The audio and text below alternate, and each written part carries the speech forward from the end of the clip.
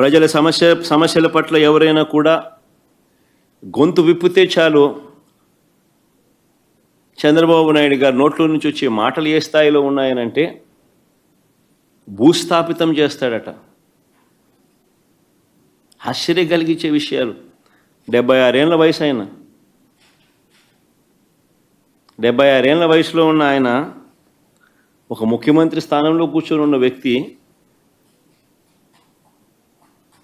ఒక టీవీ ఇంటర్వ్యూలో మాట్లాడుతూ ప్రతిపక్షాన్ని భూస్థాపితం చేస్తాడంట. ప్రతిపక్ష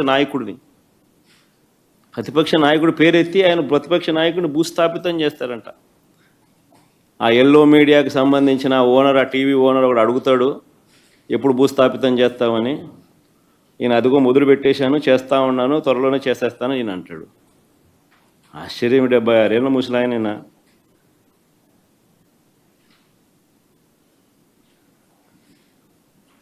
ఈ వయసులో రెడ్ బుక్ రాజ్యాంగ పాలన ఏమిటి, ఈ బెదిరింపులేమిటి, వాడిని తొక్కుతా వీడిని తొక్కుతా అన్న మాటలేమిటి? ప్రజలు ఏదో దేవుడు ప్రజలు దయదలిచి ఏదో అధికారం ఇచ్చారు. ఇచ్చిన అధికారంతో ప్రజలకు మంచి చేయడానికి పోయి, మంచి చేయాల్సింది పోయి, ఇచ్చిన హామీలను నెరవేర్చాల్సిన బాధ్యతను పక్కన పెట్టి అబద్ధాలతో మోసాలతో పరిపాలన చేస్తూ వాటి గురించి ఎవరైనా ప్రశ్నిస్తే భూస్థాపితం చేస్తాను అనే మాటలు మాట్లాడుతూ ఉన్నాడు ఈ వ్యక్తి.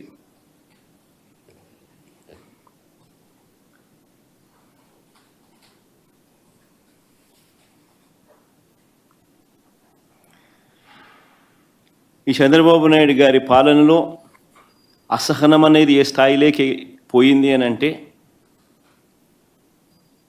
ఏడాది కాలంలో ఈ ప్రభుత్వంలో ఏ ప్రభుత్వము కూడా గతంలో ఎప్పుడు చూడని విధంగా వ్యతిరేకతను చంద్రబాబు నాయుడు గారు ఈరోజు చూస్తూ ఉన్నారు.